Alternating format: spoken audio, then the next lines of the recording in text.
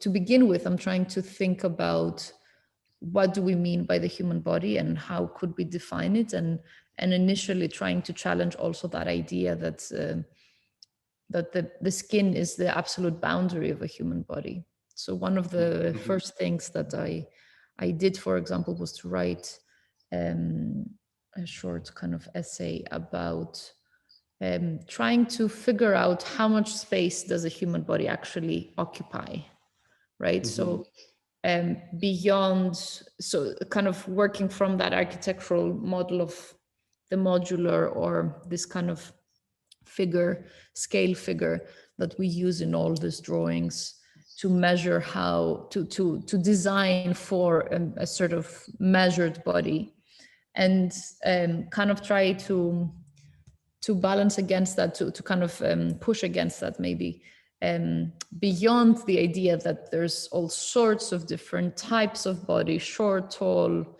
you know, big, small, wobbly, linear, etc., beyond kind of talking about the predominance of a male figure in those drawings. But even kind of, I mean, all of that is obviously incredibly important when we come to design on this. But then I kind of started with a few thought provocations, let's say. So thinking about, for example, if we were to extend the space that a human body occupies, not only on this kind of singular moment of what we see, but if almost you take a long exposure lens and you try to think about everything that has come to be part of that body and everything that will be part of that body, everything that is kind of consumed and discharged. So thinking of everything we ever eat, everything we ever drink, all the air we breathe, all the excrement we produce, etc. And so trying to kind of imagine that space, which is much, much, much larger than those kind of average 62 liters of space that we occupy. Were you almost talking about a carbon footprint? Yes, and I mean, a carbon footprint would be a good metric for that as well. But I'm also talking about like food supplies and the way that organic and inorganic matter come to become like traced to us, like find their journey through a body. And so in a way, it's also like a biological aspect. So when you say biopolitic, what's biopolitic? Biopolitics is, I mean, this is a term that was introduced by Foucault originally and taken by many others after him to describe how essentially the kind of ultimate political subject is the administration of bare life, right? So to talk about how the government's role is to manage bare lives within that space of a territory, and that translates into many things like creating the conditions for living or letting people die, and then it also kind of has been taken up in multiple different ways, but it basically it's kind of focusing in on the basic of allowing people to find food, to find shelter, all of those things. I think with the pandemic, for example, the biopolitical paradigm, I think has resurfaced again quite a lot, because it's literally about managing how those bodies could deal with the virus. It's introducing measures to allow bodies to live, to quarantining, all of those things, washing hands, like the fact that governments are basically have this paternalistic role towards our bodies. That's kind of that is a little bit of the biopolitical thinking that we could expand on this. So I guess now we can really see it quite aggressively applied to us, but presumably this line of thinking was present long before coronavirus. It's just that now we're really able to really visibly see it. What would it be without that kind of additional constraints of a virus? I mean, what is biopolitics beyond that? What would be the oppressive element in a kind of normal circumstances? Yeah, I mean, for example, you could think of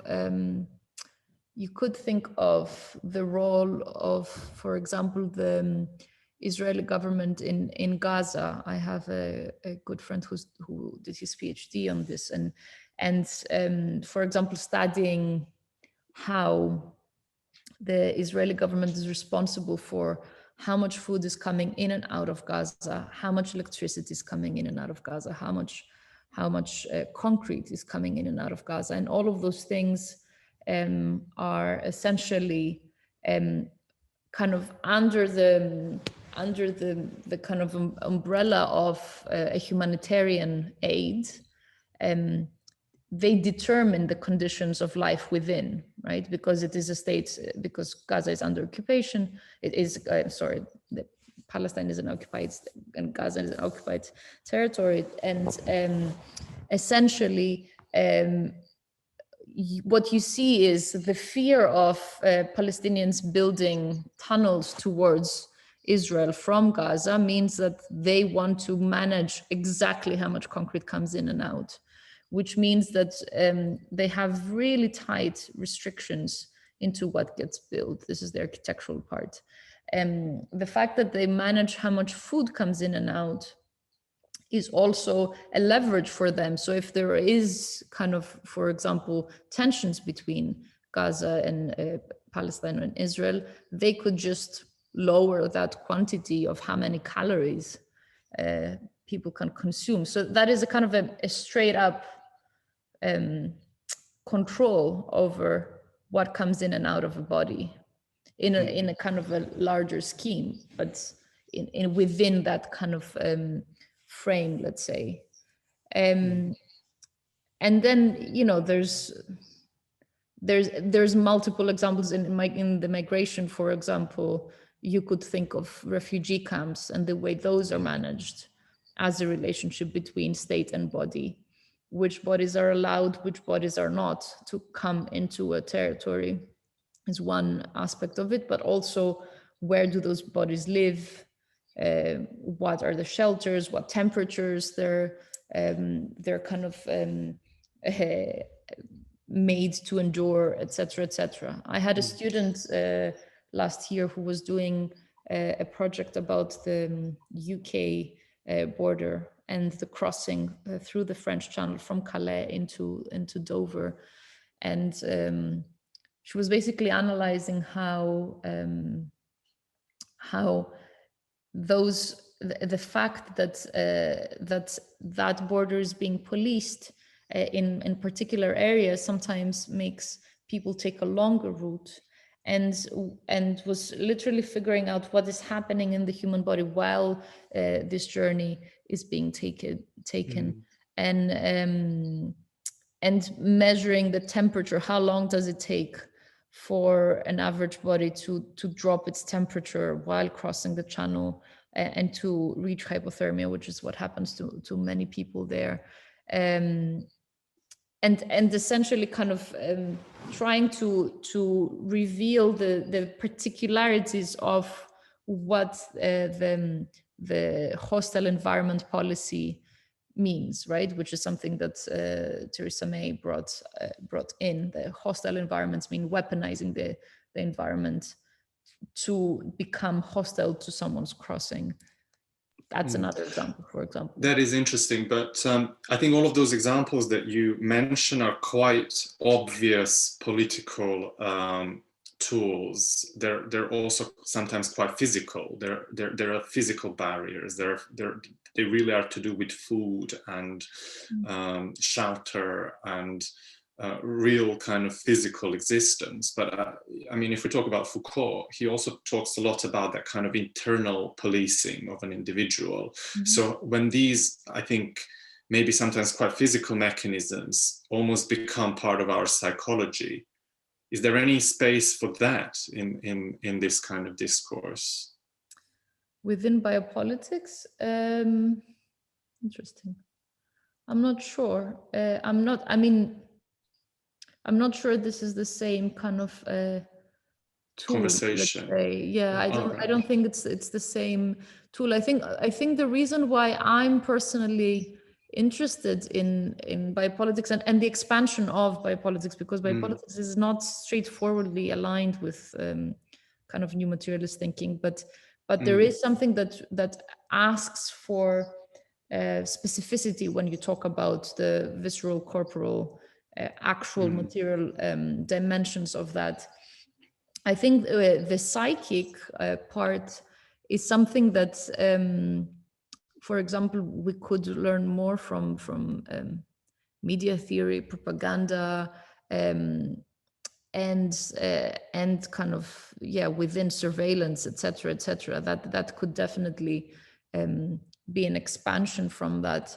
But and of course, the panopticon was a kind of really important formulation in that thinking. But yeah, I don't know what what are you interested in specifically in? No, I was just thinking, because I always found Foucault's writing very fascinating from the Discipline and Punish, where he talks about panopticon, to I guess history of sexuality, and but by all means he talks about physical impositions that somehow manifest political imposition. But somehow, from my perspective, maybe I haven't read enough, but from my perspective, it always boils down to the change in consciousness. Things we accept, things that are acceptable. But I guess if you think about the beginning of Discipline and Punish, and I don't know if you can immediately picture it, where he gives two scenes of torture, of punishment, in fact. One is the medieval punishment, where the body is the subject of the punishment, where the criminal is being torn apart by horses in the most public and spectacular manner. While then on the other side he describes, I presume, a early 20th century punishment, or maybe mid 20th century punishment, where the body of the criminal is respected, so is not destroyed publicly, but the subject of public distraction is the kind of psychology of the criminal. And I think what Foucault argues is that from an outside perspective, we might have made a great development. And then he's suggesting that actually this isn't a progress, that this is just a shifting from one subject of punishment to the other subject of punishment. I don't know, it's interesting. Yeah, I think the interesting thing about this, and I also remember being kind of struck with this argument, is that in fact, yes, those practices have not stopped. There's still torture. There's waterboarding in places like Danamo and in all of those black sites. There's still executions. There's still some forms of slavery, so to speak. Yes, and so what has changed is that there's a folding of that. It's not as explicit as it used to be. It's more convoluted and difficult to manage. And I think the kind of retreat of acts like that from the public domain make it a little bit more difficult to create accountability towards, but also at the same time make it easier for people to have this as, you know, out of sight, out of mind. But they do persist, and they kind of, I think what's interesting about Foucault is that obviously he traces how they transform, right? But also he traces how they transform within a European context, or, you know, within a continental, let's say, Eurocentric and North American kind of basis. And there's a lot of really interesting work now coming out, and has been coming out actually for decades, within kind of the colonial context of thinking about how different paradigms could be unfolded from outside of that canon. And, you know, Foucault being really at the heart of the canon, no? And so I think there's also a lot to unpack and a lot of self-reflection we have to do in terms of, I guess, our own positionality about where we're speaking from, and what sort of models are we proposing in analyzing all of those things. Where are they coming from? What is the, how are they being presented?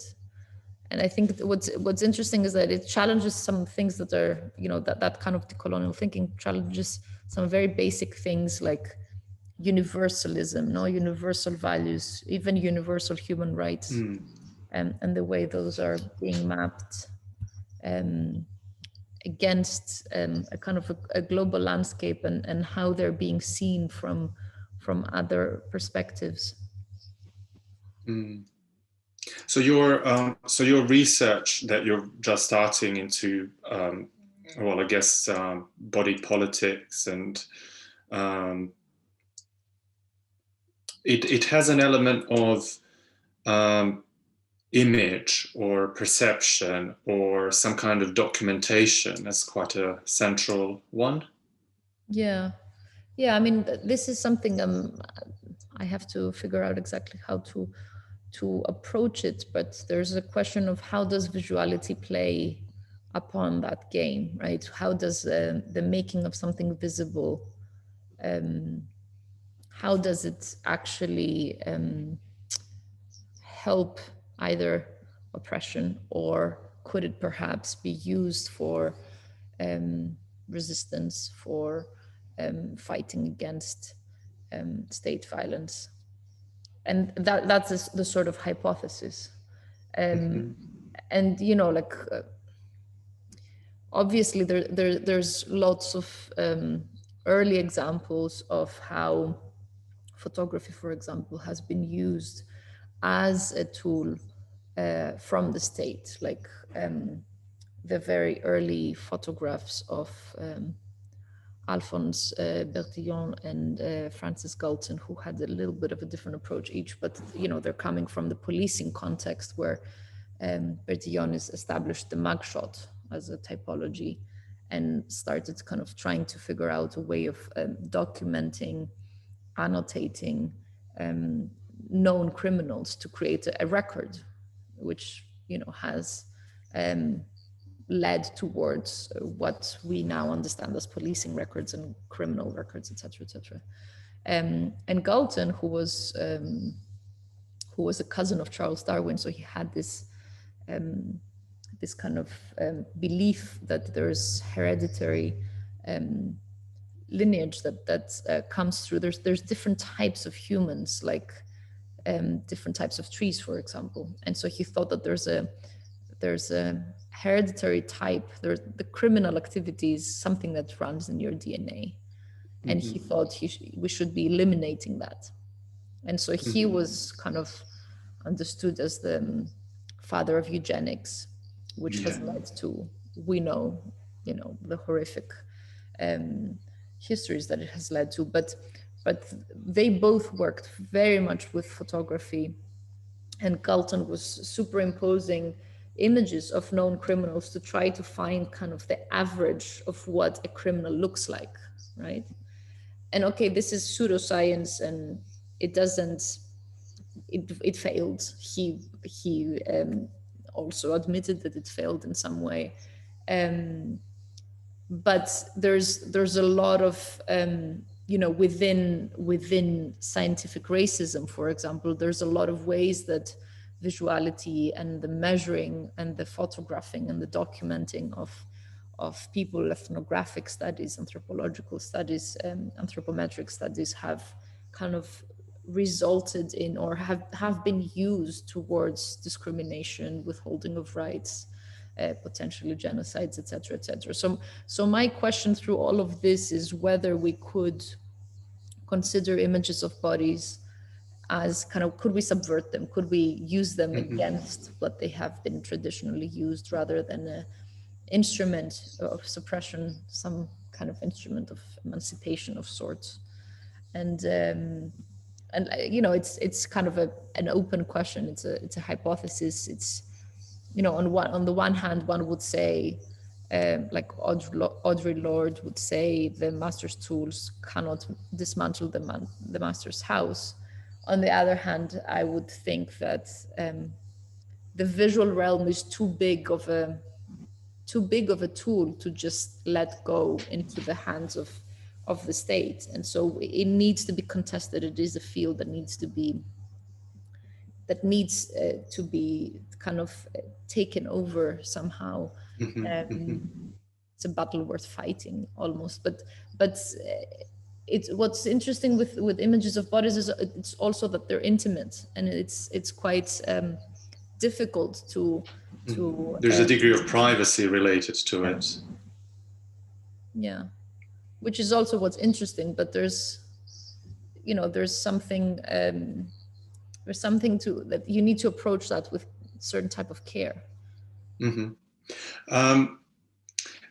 So you've studied architecture at the AA, and then you went to the forensic architecture straight after. And that is a platform that is architectural, but it's also probably even more political in its kind of subject of interest, and you know, a platform that investigates crime in spatial terms. And then, you know, you as a what would you call it, a research platform, have been nominated for Turner Prize, which then brings you into the realm of art. So we have architecture, we have the kind of forensic investigation as a methodology. We have this realm of art, which is incredibly wide. So how do you now position yourself in relationship to all those difficult categories? That's a good question. I don't know. I think it's interesting to have more than one identities, more than one hats, let's say. I think of myself as an architect, although I'm not legally allowed to call myself one because I haven't taken my part 3. But I think as an architect, therefore I am an architect, I think. I'm also, I think, a researcher, have been for a long time. I sometimes think I could act like an artist. I think we all are in this field, in this way of practice, perhaps. You know, sometimes I think we could also be many more things. We could be activists. We could be administrators, managers. We could be colleagues. We could be neighbors. We could be many things. And I think that it's, for me, it's interesting and healthy to add identities rather than kind of reduce. Or to actually, or I guess to maybe refuse any. You could also go the other way and just refuse category. Yeah, or refuse, exactly, to refuse an exclusive kind of label, for sure. I think it's also, I mean, I think we're in a stage or at a time where we're beyond kind of a traditional discipline, especially when it comes to investigations. in what we are doing in forensic architecture, it would be impossible to do this from a singular perspective. It would just not be good enough. I think it's really important. It's really the strength of the work is to try to approach it from different disciplines, from different, using different vocabulary, terminologies, using different concepts that kind of move from one to the other, but also using, like, pragmatically different tools that do different things, right? And also to acknowledge the expertise that is, you know, on the one hand, expertise is something that thinks very much within a box and very kind of is very kind of particular and precise and linear. On the other hand, what's interesting is when you take that and you weave it together with other types of expertises, and once experts, so to speak, are open to consider how their skill set fits with others, then you can really bring forward a type of investigation that is much more specific, poignant, much sharper than kind of either a singular perspective or a generic thing, right? So to talk about acknowledging different types of expertise is also to think about, for example, what does the artist know how to do? Depends on what sort of artist they are, right? But they know how to, if it is a photographer or a filmmaker, they know how to take images, read images, understand how images are taken. That's crucial to the work that we do when we have to figure out the provenance of images, to figure out the evidentiary value of images. It's much easier for people who are working with that subject matter day to day to use it for analytical purposes rather than someone that kind of arrives from a completely different place. We work with sound artists, for example, because sound is also it's a whole kind of layer of information that is captured often without even realizing. In an evidentiary capacity, for example, you might record something and your camera might be in a completely pointing to a completely different place, missing all of the action, but the sound register has captured everything. So there's something about kind of trying to approach and think about be specific enough to think about the issue at hand, which often is really urgent, political. It really demands a certain type of focus, but to do that, it also demands certain types of practices to come together and to create a community of practice that would otherwise not have been there if there wasn't the project. And that's, I think, what's really exciting. Like, every project kind of assembles a team that would have otherwise perhaps not have worked together. And the other thing to also be sensitive to is this sort of expert knowledge that people have from being in the ground. And I'm talking about, you know, the situated knowledge that communities who have been on the receiving end of that violence have come to develop. And that is something that you cannot easily replicate. You cannot develop it theoretically, but that you must absolutely listen to and respect, because there's so much there to learn from, right? An example I could give you is when one of the projects that the office did before my time, but it was again a shooting in the West Bank in Palestine. For some reason, we're talking about Palestine today a lot, but and you could hear there were live fire. The question was this person, those two people, shot with live ammunition or with rubber bullets, which is what the Israeli army was claiming. And what we could see in the videos was that people reacted very differently to the rubber coated bullets to when they heard live fire, because they're so used to being shot at with rubber bullets every time that there's kind of either a protest or an event. They're being shot at constantly, so they're used to, they know the sound of that. Whereas the moment that there is live ammunition shot, they recognize that this is different and it's more dangerous. So all of a sudden they take cover, they react in a completely different way. And so, you know, this is something that you see, you can choose to reject it or kind of be intrigued by it and further investigate it. And so we saw that reaction, then we started doing a whole kind of acoustic analysis to figure out how does this work. And, you know, there Lawrence Abuhamdan did a great work on this piece to kind of discover the difference within the spectrograms of the spectrographs of the sound of the rubber bullets versus the other. Exactly. I think when you're on this kind of front line of research, it opens up this whole new category of whether something will be taken as evidence almost in court, because it's so unprecedented, right? It's an interesting thought, because when you're approaching an issue or when you're investigating an event in a new way, or you're kind of finding a new unexplored methodology, what's the value of that work?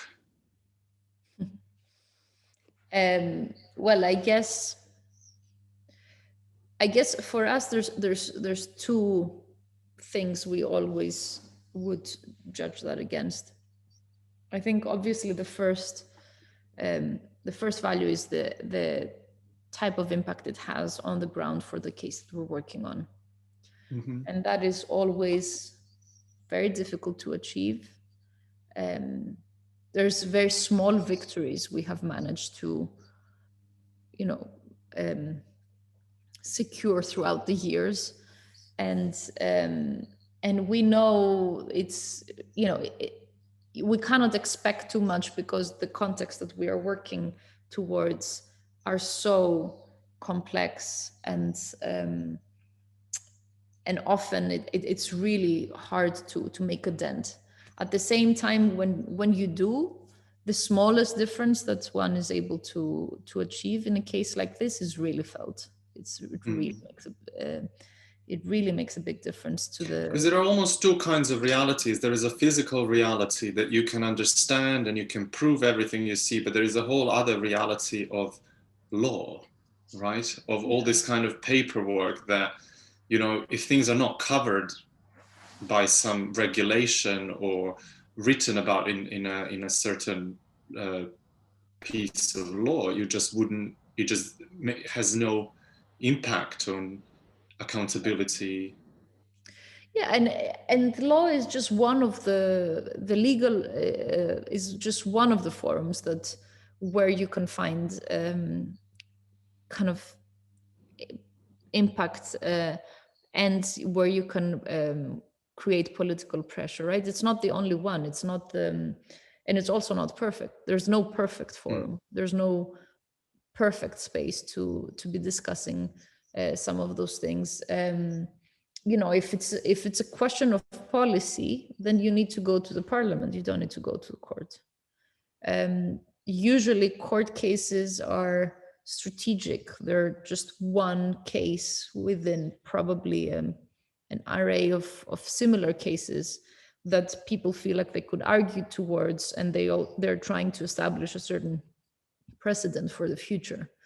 And it's not always possible to do that, as you said, in that space, because, you know, law is limited. It's a government tool. So if you're going against the government, it's not always a kind of independent to that political landscape. So for sure, it's not always the case that it will find the space within the court, but that's why we're also trying to find ways that we could create political pressure from elsewhere. Mm-hmm. Sometimes the media is the best place to to launch an investigation because it's the one that will hurt the most. Sometimes. Sometimes, you know, some of those cases are a bit hard to digest within a media platform where people have very short attention spans, right? And so it really depends. And sometimes there should be court cases and there are not. And so there's people's tribunals that are set up to discuss everything that has stayed outside and that needs to be opened up again. So it's really interesting to also, in the process of doing that work and in the process of trying to find an outlet and beyond an outlet, a kind of a place where you could really make that work go and kind of shoot out in its political trajectory and find them and achieve a certain value, not goal, but because no, I mean sometimes there's very specific goals, like for example we did this case about a killing of a Greek musician by Golden Dawn, the neo-Nazi party, and you know, we were part of a team with lawyers, with activists, and the purpose of that trial was to call Golden Dawn a criminal organization as it is, and to basically dismiss it from parliament, not allow it to continue acting like a political party, because it's not a political party. I mean, it had that life for a few years, but in its basis, it's a criminal organization, right? And this was achieved this year in October, which was an incredible win, an incredible kind of moment for everyone. But because that was a case that you were personally quite involved with. Yes, but of course the work that we did was also about revealing the inadequacy of the Greek police, and also the explicit lies that they said in trying to cover up the fact that they didn't do anything to stop the killing. They said that they were there, but they were a bit late, and it had already happened when they arrived, and so we kind of synchronized a whole bunch of footage with audio to show that in fact they were right there when it was happening and they didn't stop it. And so that question of, you know, beyond Golden Dawn specifically, that question of the role of police within a place like Greece is something that is ongoing. It's not finished, even though, you know, the evidence was accepted in court. There was nothing they could do for the police specifically because the statute of limitations had finished. There's up until a point where you could persecute someone for their actions. There's kind of I think 3 years or 5 years, and essentially, you know, for example, in the Greek case, in the case of Greece, the relationship of the police to its people is one of, in my opinion, the most burning questions, like it is in the US, for example. In a very different way, it does have a similar kind of themes. There is a kind of a racialized reading of what a criminal is, so to speak. There is a racialized kind of attitude towards people. People are treated differently, whether they look like they're migrants or not. But there's also, you know, class within that. There's all sorts of things, and the fact political influence or connections, presumably. Yes, for sure. It's, you know, it's a very corrupt place. But the fact that there was a huge percentage of police officers who voted for Golden Dawn shows you a little bit what the issue is. But beyond that, regardless of what their ideology is, which should not matter, although it does, right? Regardless of what they believe in and what they vote for, there is not a basic kind of understanding that the police is there to protect civilians and to be enforcing the law. They think of themselves as outside of the law. Yeah. And so there's a really problematic relationship that comes with that. and also the way that the governments use police officers to suppress what they're 100% politically aligned. So there's a, you know, sorry for my rant about the Greek police. Some people are also doing their job. It's a very similar, yeah, of course, yeah, but there's real problems. No, it's a similar case to Serbian police. It's a completely devoid of this notion that they're responsible to the people that they serve, or the point that they actually serve the people, rather than being a kind of almost functioning as a paramilitary organization. Yeah. Anyway, I don't know how we got to the police, but well, we got there. Yeah, we got there through the case, through the Greek rapper case. Yes, and I think, well, no, because we're talking also about the forums and what you can achieve and what is a value you can produce. I think the other thing for us is that being a research agency and being kind of part of a university, the other thing that we're expected to do is also develop and disseminate research techniques and let others use them.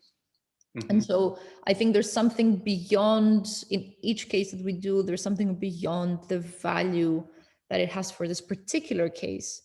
And it's basically kind of that technological know-how that, or that conceptual know-how that we develop, and we present those cases that sometimes are their kind of style is quite dry. They sometimes look like tutorials because they are meant to be also invitations for people to do similar things and to follow similar types of investigations. We have the privilege and the luxury to get funding to develop those things, and in the process of doing so, to kind of test them against real and important cases. So there's also that value, so to speak, and that value, sometimes you see it multiplying beyond individual cases, which is really exciting. You see the same techniques being used in other projects that you have nothing to do with, and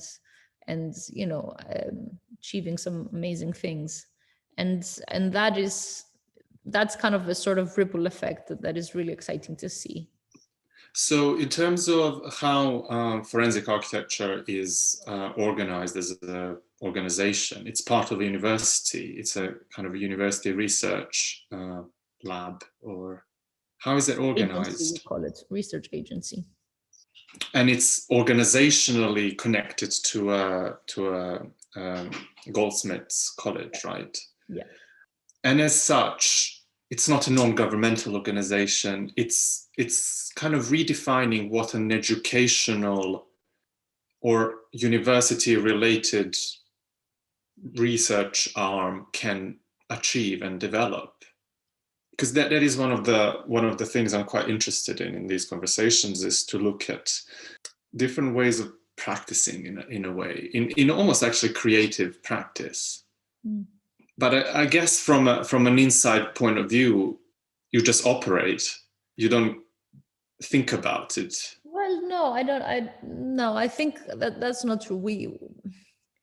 The office, or it's a very consciously constructed mechanism. Yeah, the office itself has changed multiple forms in the 6 years that I've been there. And it has developed quite naturally on the one hand, organically on the one hand, but we always have multiple conversations about how do we operate, how do we want to operate, what model works, what model doesn't work, how do we speak to one another, how do we organize this workflow. So, it started as an academic project. It started with an academic grant from the European Research Council. That was mainly, essentially, it was about it was given to Eyal Weizmann, who's director, and it was for him to develop a discipline that he called forensic architecture. And as part of that, there were PhD students involved in doing their work and kind of analyzing how could forensics be kind of coupled with aesthetics, how could we analyze and how could we use these tools, and what do those mean? But from a theoretical background, it started, no? And then the cases sprang out from that. And in the beginning, you could almost talk about them as like case studies, but then they gained a different life. And so, you know, when I joined, it was in this transition phase between an academic project, and we had just gotten a small commission for a project from Amnesty, so from an NGO. And then it kind of started transforming when the academic project, the academic grant ran out. There was a question whether you just stop or do we continue? And at this point where, you know, we continued, we were constantly trying to think like, what is it? What are we continuing? What do we call this? What, you know? And then we started kind of running another project. And so every project in a way has determined what the practice is, because every project demands a certain different thing.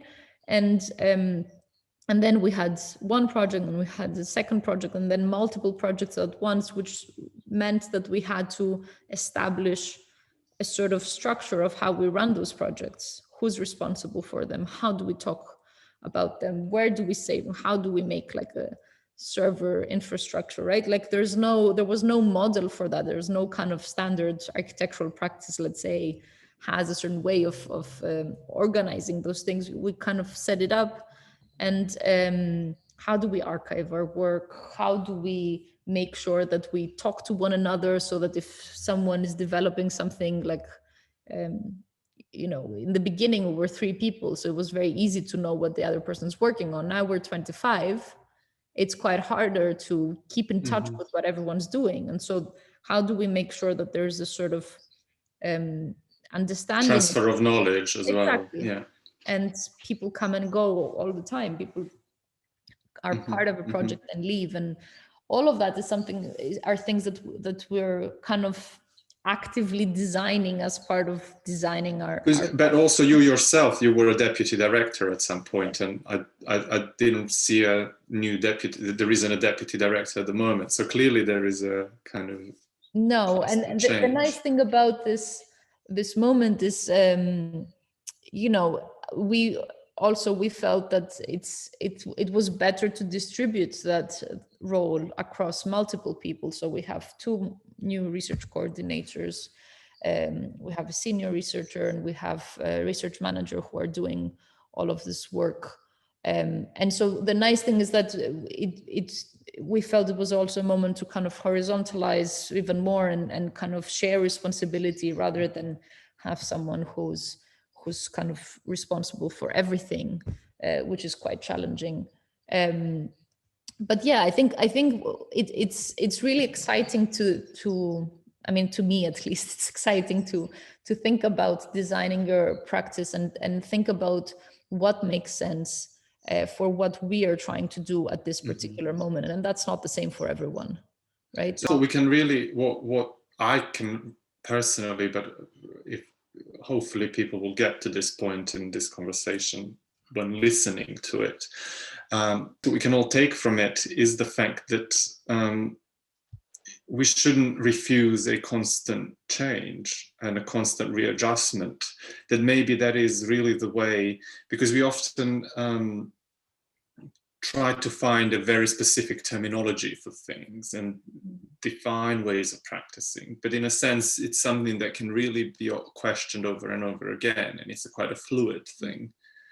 I mean, I think, I don't know, maybe I'm used to working like that, but I think it is really important, especially when you're working on sensitive issues, to be self-reflective at any moment. For example, we had the question of how much should we grow? How big is too big for what we're trying to do? Because there's a certain, you know, people are not trained to be forensic architects from university. So there's a certain amount of kind of coming in, understanding, like putting your skills, which might be very different to what we used to have, but putting that towards the common work. And And so there's a bit of a latency there, like a delay in kind of, you can't just hit the ground running, no? And it means that at any given moment, there's people that are just starting and people who have a lot of experience who are kind of need to manage multiple things, and how much care you put in each project is really directly kind of aligned with how much time you have to give it, how do you manage your time? All of those things are important. But at the same time, I think, the way that it operates right now, it could be an NGO, right? It's not far from that at this moment. Could it be an artist? Could it be a artist studio? I think part of it could be, yes. I think it also depends I guess it depends on how you define an artist's practice, right? Yeah, or could it be an architectural practice? Again, depends on how you define architecture. I mean, it's a kind of business venture that, well, I guess that makes it a kind of non-governmental. Well, there's two things here, I guess. On the one hand, what it is not is a for-profit organization. It cannot be a for-profit organization. That doesn't work. There are architecture studios that perhaps are not for-profit. That's fine. That could be, let's say, that could be a model. A model, yeah, perhaps.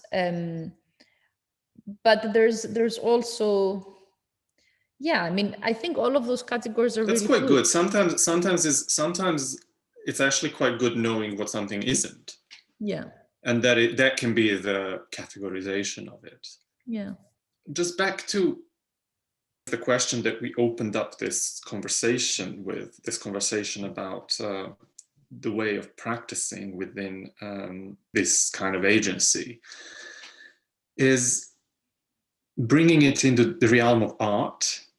Because you didn't quite address that. I almost feel that could be the most problematic category. And personally, I think it is a little bit problematic, and I'll tell you why.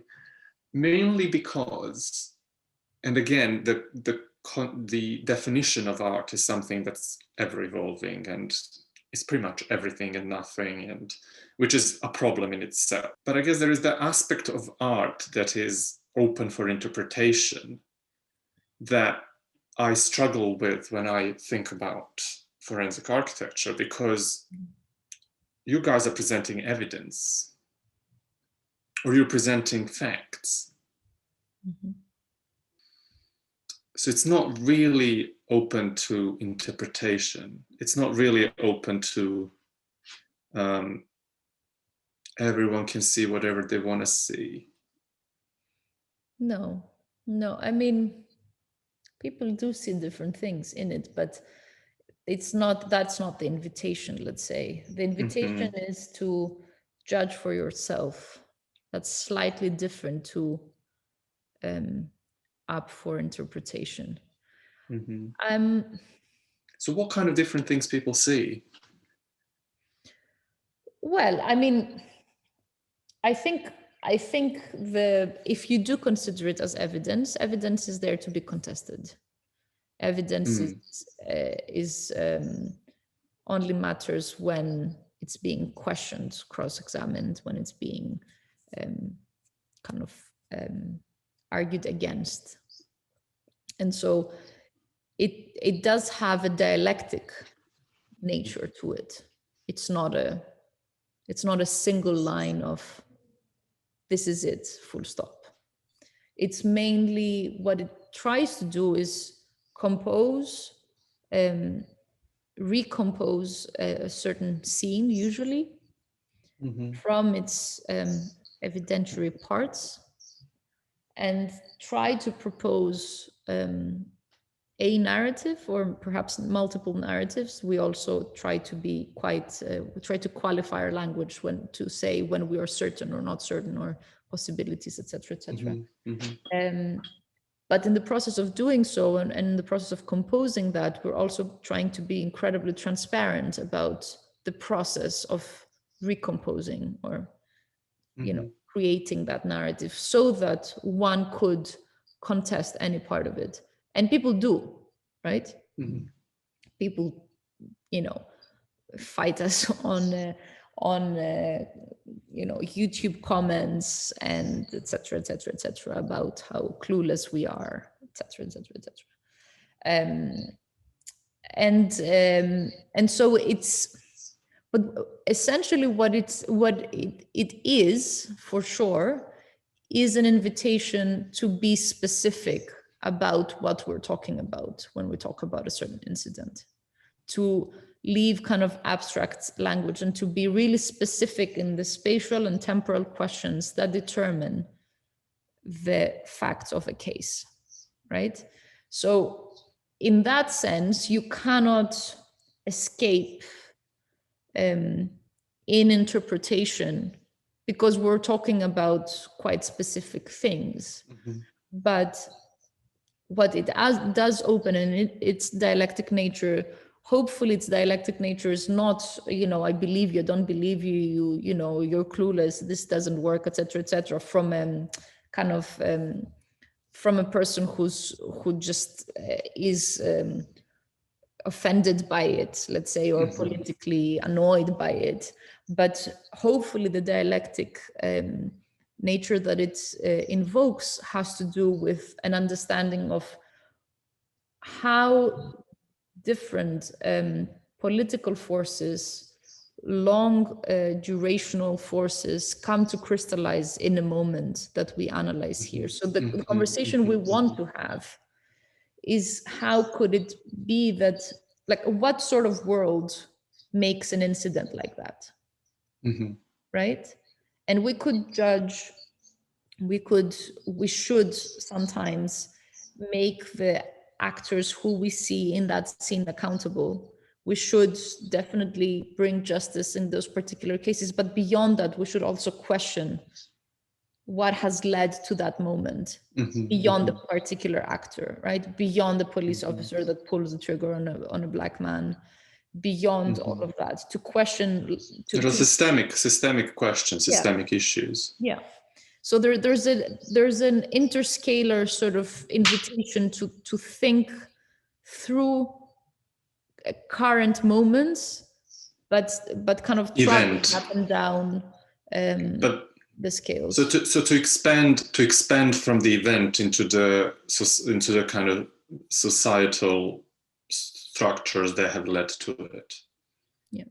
I guess that's where it can have the role that art may be trying to have. And there's also craft to it. I think we don't shy away from that. There is a visual language. Yes, and there is a really, I feel it is crafting something. It is paying attention to detail, developing a language, developing a technique to reveal something. But it's perhaps we're more restricted than an artist would be, although some artists choose to work with restrictions too. But it's or choose to work with facts and information, exactly.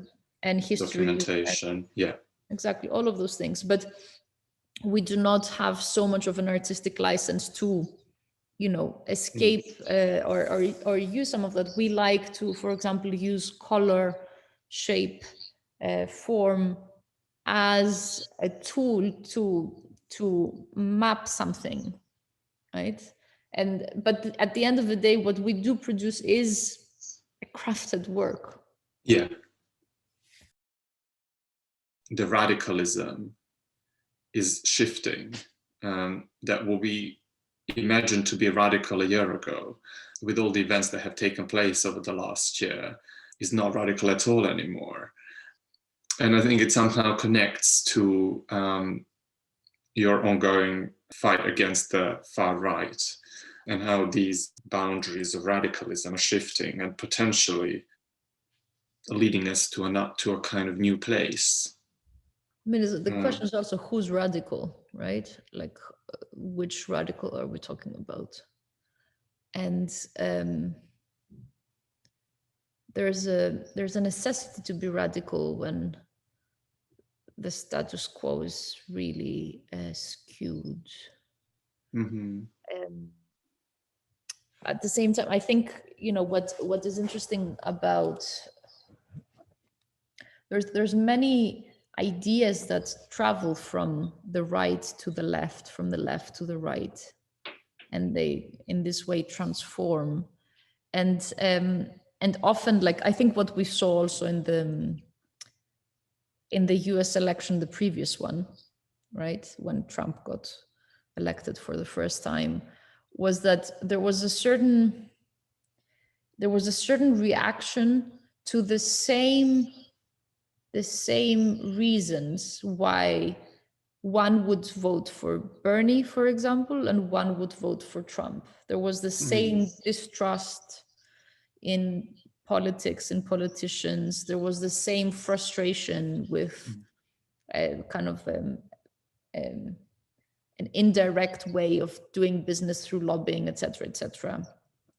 And there was a completely kind of misjudged moment where people translated that into let's vote for Trump because he looks like he talks directly, but you know what he presents is obviously the tactics of doing business is also very different. But what's interesting is that people are responding to the same issues. In Greece, when we talked about Golden Dawn came into power because they responded to the lack of government care. They responded to extremely harsh economic measures, austerity. They responded to kind of a capitalist scheme that was being kind of placed in Greece and draining, kind of enforcing a neoliberal way of doing things that was really not giving Greeks the breathing space that they needed, and to kind of, and Golden Dawn came into power saying, like, you know, we don't care about Europe, so to speak, being European.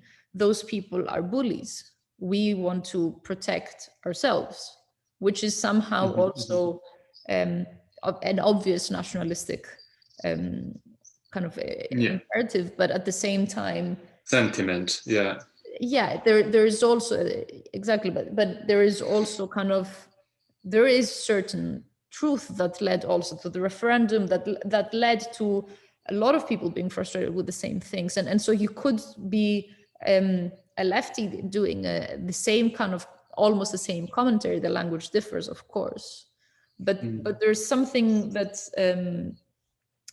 that essentially, when you have pressures as such, you don't know exactly how it's going to turn out. And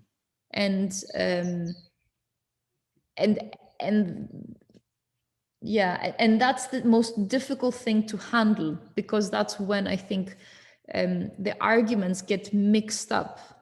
When people use arguments that have a kind of there is a truth to them, and they transform them into something. Truth, they transform them into something that is hate speech. They transform them into something that is